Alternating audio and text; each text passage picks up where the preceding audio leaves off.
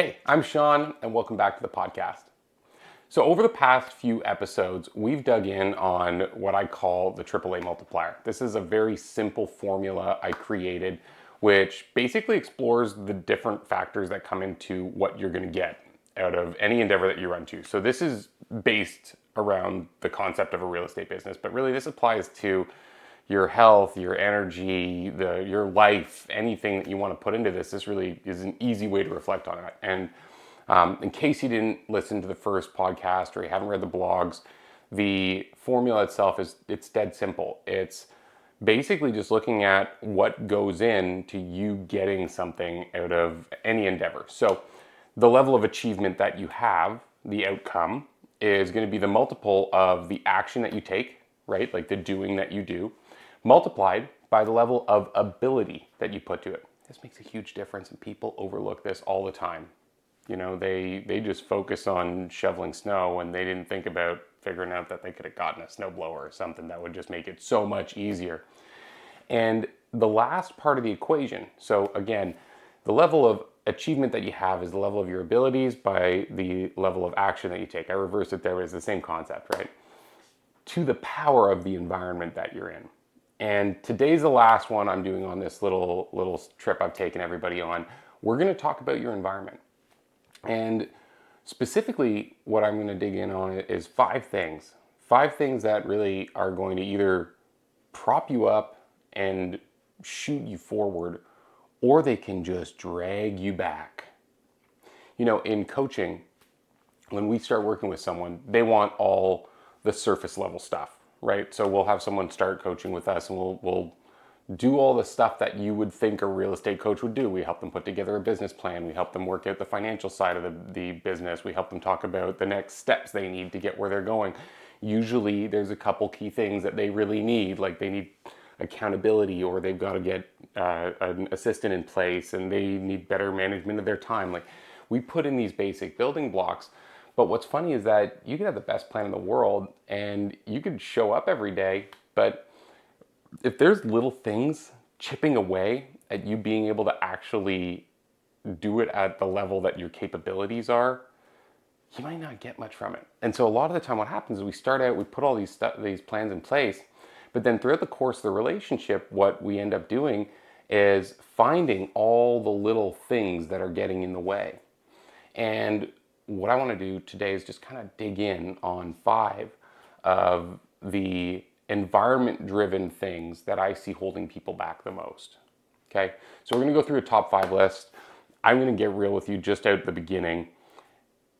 I'm not going to pull any punches, so I'm sorry if this offends anybody. I'm going to be just really real about it because I see this affecting people, and I'd rather just own it and say it as opposed to trying to act like, you know, oh, well, people don't have a choice. The reality is you can either be the victim of your circumstance or you can be the architect of your destiny. One of my favorite Tony quotes. And if the environment that you put yourself in every single day isn't helping you thrive and live the life that you want to live, then you should change that. You should change that. Okay, so I'm going to go from least impactful to most impactful, and the number five is your friends. And I instantly would assume some people are like, what are you talking about? Like, I love my buddies. I'm not going to give up on my friends. I'm not saying anyone should walk away from relationships. But there's a couple key things that I see a lot of people doing. First of all, having a lot of topical relationships seems good because a lot of people associate that with popularity, and that's something that we all wanted back in high school, right? So more isn't necessarily better with friends. The truth is that you're the average of the five people you spend the most time with. Like, that is just an unfortunate fact. The majority of people, when they hear this, they think that when people say you're the average of the five people you spend the most time with, it means that you should go entourage for rich people or for celebrities, or you should try to like hang out with the cool crowds that you're cool. And that's not at all what I'm saying. But what I am saying is, like, look at the people who you spend the majority of your time with. Is it a huge group of people that you're not really that close with? Or do you have a few key relationships? What are you doing with those key relationships? Like, are you hanging out and, getting wasted or sitting on the couch and watching movies? Or are you going hiking or attending something that excites you? Do you share interests with the people who you're close to? And again, when you look at this, it's not to say that your dear old friends aren't incredibly valuable. Like, those relationships are one of the greatest joys in life.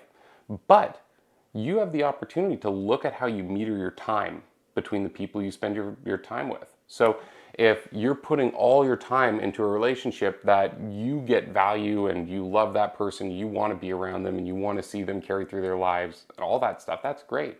But then maybe you should also look at, should I instead invest some more time with other people that I share interests with, that I'm excited about? Go pursue people who inspire you, people who give you energy. You never know where you're going to find people.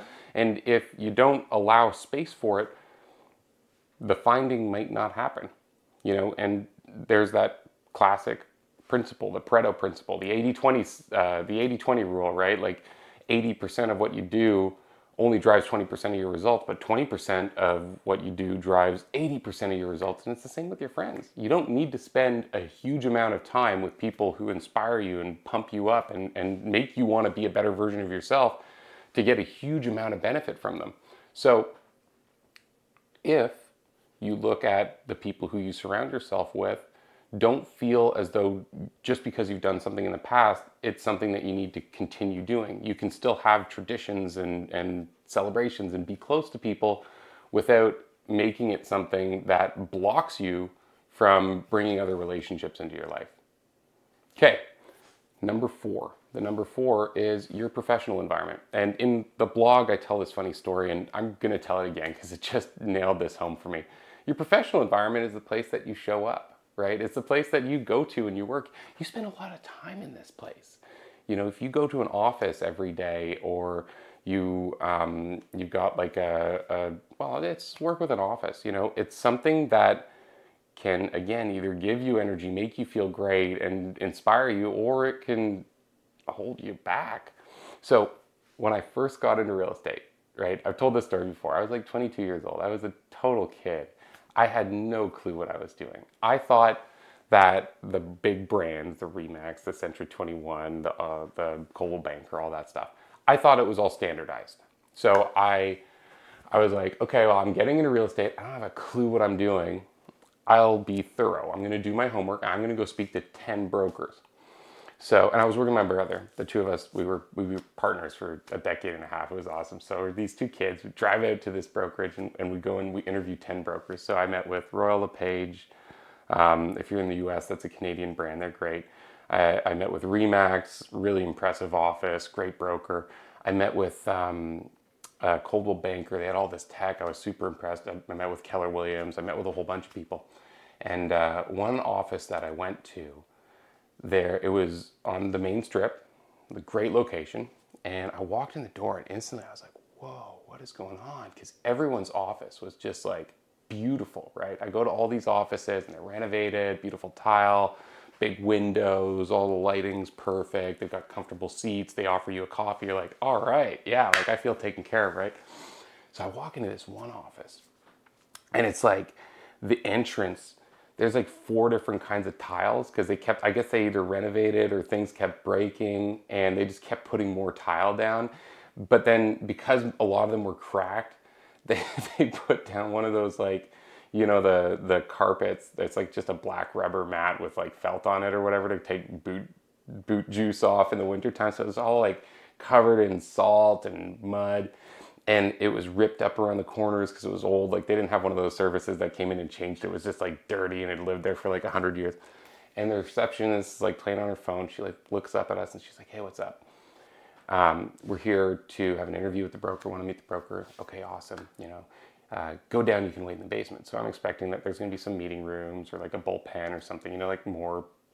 I don't know what I was expecting at this point, but anyways, I go down in the basement, and it's kind of like a storage room. It was like, oh man, I put it in the blog. I think his name was Melvin. When you're in that movie Office Space, the guy who they haven't paid in like 3 years, and they're trying to get rid of him, but they don't want to tell him that he hasn't been getting paid because they don't want to have to pay him. So they just keep moving him to shittier and shittier offices.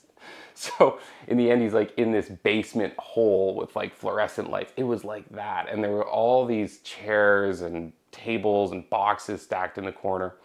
And so we go into this basement, and it's like really dark, and the lights are flickering. I swear to God, lights are flickering, like old fluorescent light bulbs are flickering.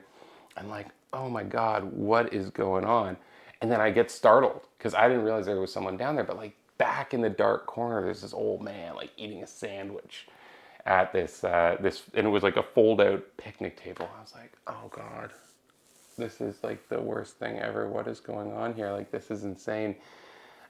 So we like sit awkwardly in the corner, and the old man doesn't really respond. So we're just kind of like quiet. We're like, okay, I guess he's like the broker's dad, or like he like is cleaning the place or something. It was like dark and depressing and kind of scary. Like I had the hair on my neck standing up. So anyways, old man finishes his sandwich, stands up, walks over with like mustard stain on the shirt, and he walks up and he's like, hey, are you Sean? Yeah, I'm the broker. Welcome. And I was like, oh, you just could not get me out of there fast enough. And like, nothing against that person. And I'm not a fancy, shiny guy. Like, I'm shooting this wearing jeans and a t-shirt. But at the same time, it was just so clear that if I ended up in an environment that wasn't uplifting, it didn't inspire me, it would have completely changed how I felt like myself, how I felt about myself, I should say. And like, aside from that, like, could you imagine bringing a client to that room to do a contract? So it's the space that you're in, but then it's also like the people who are there. Think about it, right? So you're in an office like that. What kind of people are attracted to that? They're probably not, and this is again, I'm being super judgy, sorry, but I'm just gonna go with it, right? They're probably not inspiring, hardworking, excited. They're probably like, yeah, whatever. I didn't even notice because I've been here for like 88 years and the office just eroded around me and I'm just like this lump in the basement too. And that's our office culture, right? Whereas where I ended up, like the team meetings would have like 70 people packed into the room. We'd be talking about listings and everyone was like super excited and asking questions and engaged. And the people are another aspect of the professional environment, right? Like, it's not your friends, it's not people on your team, it's the other agents in the office. Like, are they showing up? Are they working really hard? What about your broker or manager or the person who you maybe in real estate you don't necessarily report to this person, but it's someone who is kind of like there to help and make sure that you don't do anything goofy, right? So you've got this person who is the leader. What's that person like? These things are so important. There's the question, if you are as an average or growing agent inside this organization, as you're coming up, are you going to be one of the average big fish, or are you still going to be tiny? Where I ended up, I got up to a certain level, which was okay for like a 25-year-old, but it wasn't great. I mean, I wasn't a speck compared to the people in that office. The associates and the level of competition and the level of professionalism where I ended up was outstanding. It's inspiring. It makes you want to do well. So look at the environment that you're in every day. Does it make you feel great? Do you feel charged? Do you want to do more, be better? Are you proud to take people there? Are you excited to see your broker or the other associates because you think they're amazing and inspiring people? Ask yourself that. Okay, go a layer deeper, right? What's just past that is your personal workspace. And I remember another story. I was at my office and we had like, I don't know, like 5-6 teammates at the time. So it was like a small team.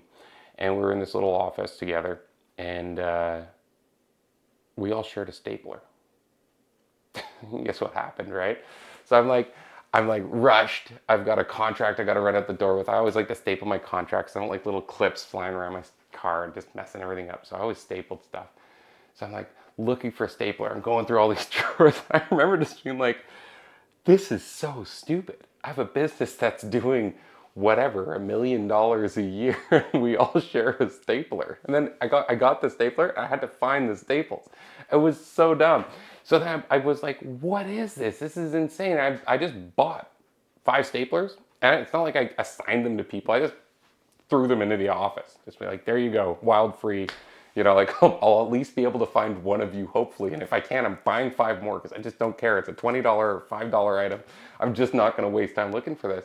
So look at your office. How does it reward you to be in there? How does the space serve the little things that you do every day? Do you have the supplies you need? Like, make yourself comfortable. You should want to be in that room. I love this room I've got. It's comfortable. It's well lit. I've got a standing desk. I've got a sitting desk. I've got a couch. Like I love being in here. It's great. And every year I'm finding little things. I'm making little changes because this is a space I spend a lot of time in, and you probably do too. What about your car? What does it look like in the back seat? And I'm as guilty as anyone of having, like, bubbly water cans rattling around in the back of my car. And as a realtor, I always had stacks and like crumples of paper that I had to go through because you got to shred it if it's got a name or a number on it. So yeah, I mean, like, it's a balance. But how often do you just clear your desk and pull all the little knickknacks off? How often do you go through all the old paper? And then what could you do to make your office an absolute pleasure to be in? Buy the nice coffee. Think about it. You're leaving to go and grab Starbucks whatever number of times a day or week. Why not just take that money and get a really nice coffee machine? You save time. It'll make you look forward to getting to the office for that treat. Find little things, the micro wins. Everyone focuses on these big, like, hey, what could I do this year, next year, whatever. What about the little things you could do for yourself today? What about the little things that you could insert in the middle of a lead generation block? Like, hey, I'm 2/3 of the way done. That's when I get up, go for a walk, and have my nice espresso on my little machine that I bought myself. Make it a reward to be there. And then this is a big one, but what about ergonomics, right? Like, is the way that your body interfaces with the seating and the desk and your mouse and your keyboard, and are the heights correct so that your neck's not getting screwed up? Like, this stuff can just make you feel like garbage if you don't take the time to figure it out. I remember once, like, I'm a tall guy, so I remember once I took my desk, and I always am crunched forward on the computer. It kills your neck. So I was like, this is terrible. I need to lift my computer up. So I figured it made sense for my eyeballs to hit the middle of my screen. So I don't know, like, I put something on my desk. It was like a box or something. It was pretty ghetto. So I put this thing on my desk and I put my eyes in the middle of my screen. And a week goes by. I'm like, this is great. I'm not hunched forward. My neck was so much worse. I didn't understand it. So I just kept working. It got worse and worse. I'm like, what the hell? I raised up my screen. Like, I thought I was doing everything right. Why me? And then genius over here decided to Google it.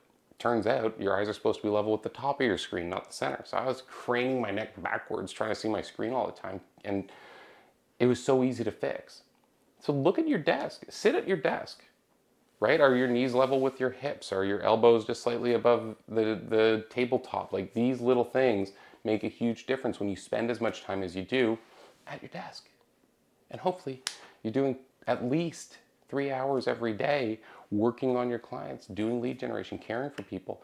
If that's the case, you could really hurt yourself. And that sucks. So don't do it. So find ways to make your environment more comfortable, more rewarding, and make sure that the people you're around and the space that you're in, you work and live in, and you bring clients to, feels good. It's going to make you feel good, baby. Okay.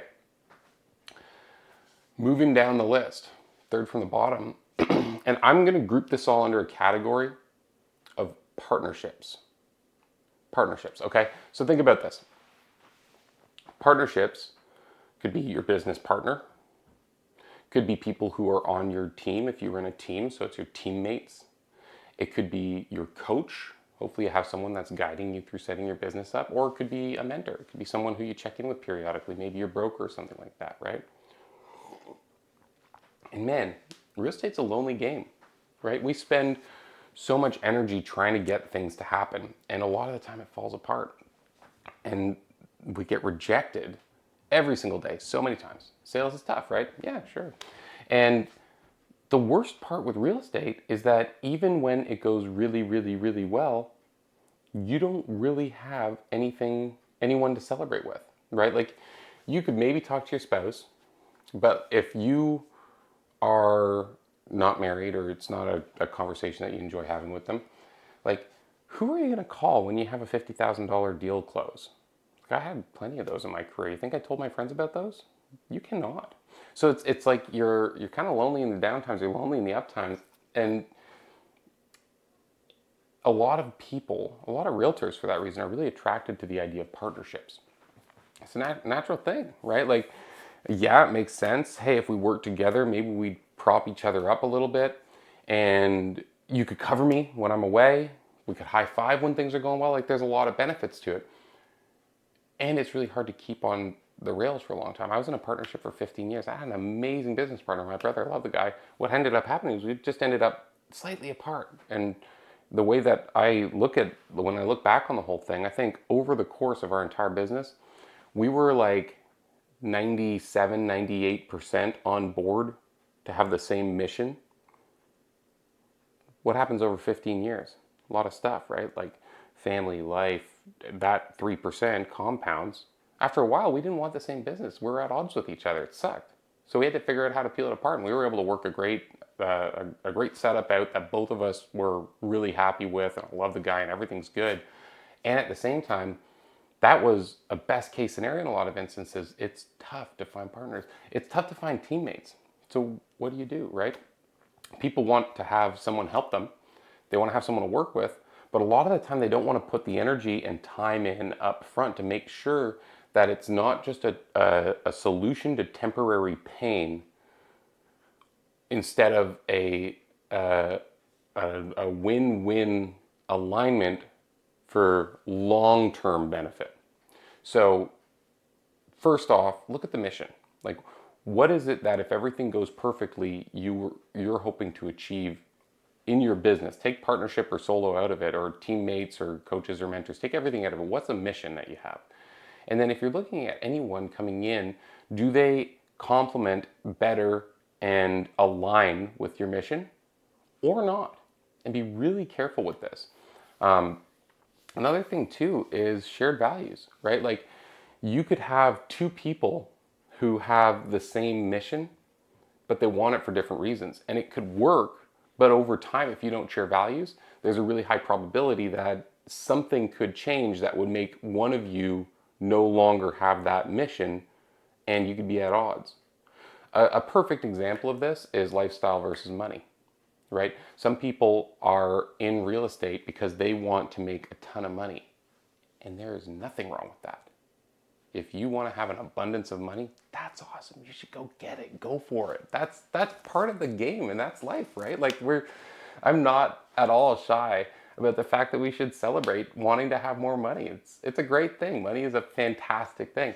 And at the same time, if you're in business with another agent on your team or a partnership or your mentor, their values are entirely aligned to family and work-life balance, you might not show up at the same level.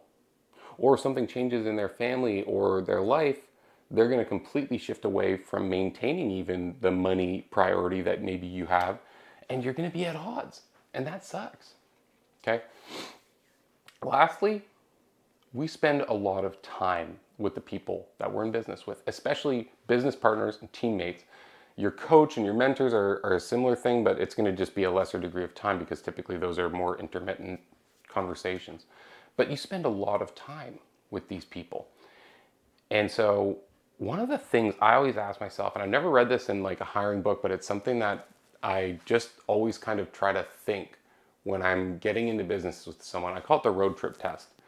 I'm like, if I'm going to get into business and I'm going to talk to you every day, I'm going to work with you every day, we're going to have projects that we rely on each other on.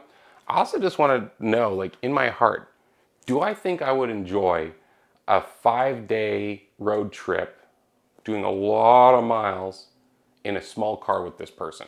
Like, could I sit shoulder to shoulder and shoot the breeze for 5-6 days?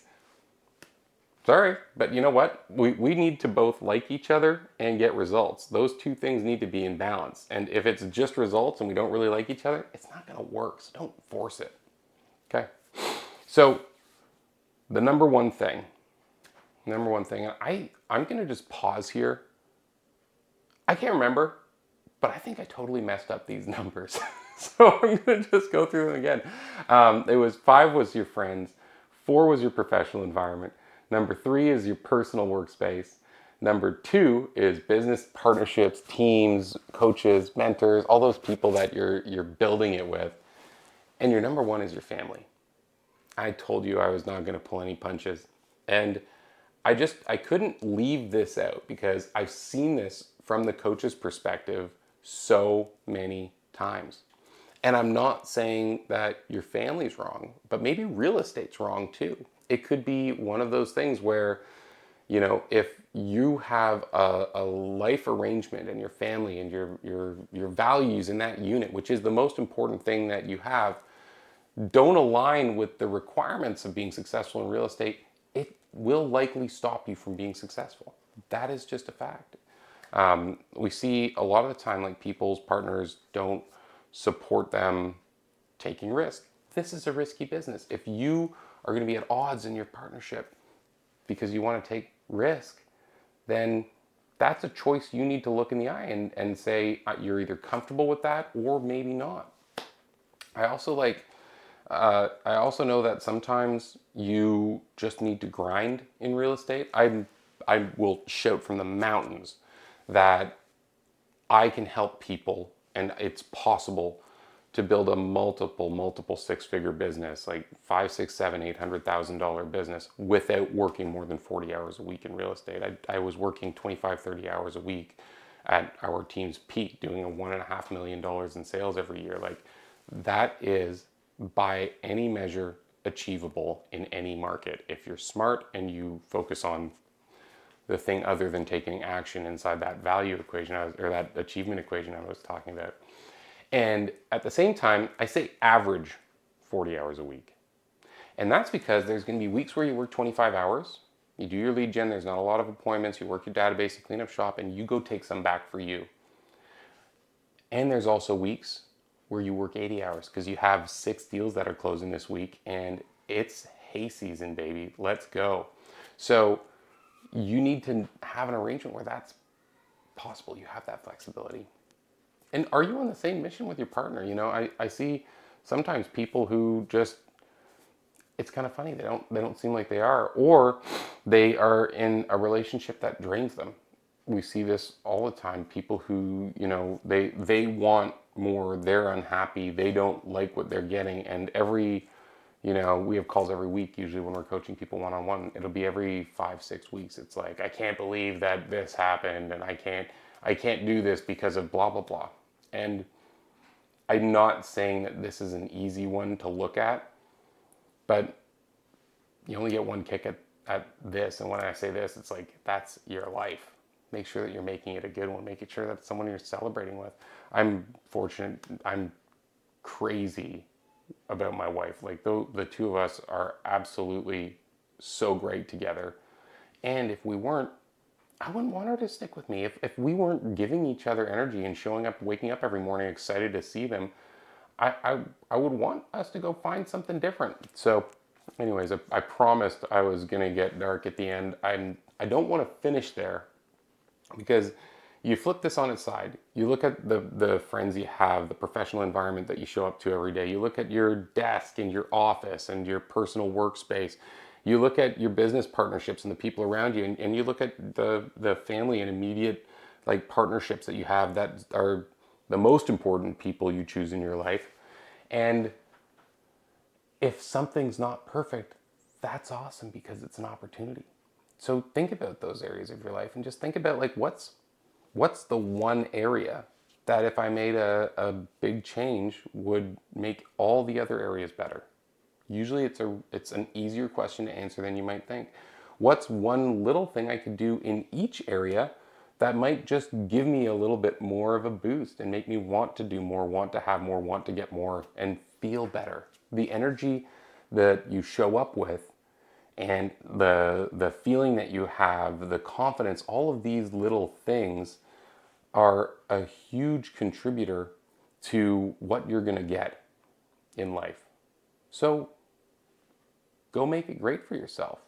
You have the power to change all this stuff. Back to the quote that we were talking about in the beginning today, Like, you can either be the architect of your dreams or the victim of your circumstance. Choose which one you want to be. And it doesn't have to be that you're going to tear the house apart today. It can just be a couple little things. But have this in your mind, and have it in mind in how you run your business, especially around work, because that might be the thing that makes it easier for you to have a better family life if you tear the Band-Aid off somewhere else. So I hope that there was just one little nugget here that stood out to you. And as always, I'm so grateful for the time that you spent with me. Moving into the next few months, we're going into business planning mode. The time of year when I'm recording this is like late September, right? So we're moving into Q4, and in Q4 is when you start to look forward to the next year. Okay, so we're advancing right now, and I'm going to help over the next few months. I'm going to help you put together a whole bunch of pieces to your business plan. And I'm going to go one by one. We're going to go really deep on how to do this at a high level. And walking out of it by probably the end of the next month, month and a half, I'm going to have touched on a whole bunch of really powerful models that I use to figure out what I need to do in my business. So stay tuned. If you haven't already, like and subscribe to the podcast so you don't miss anything. And also, if you know someone who get value from this, it would be a favor to me if you shared it with them. So please tell your friends if this is something that you think they might enjoy, they might get value from. And I'll keep dropping this as much as I can, and I'm grateful for your time. Thanks for listening.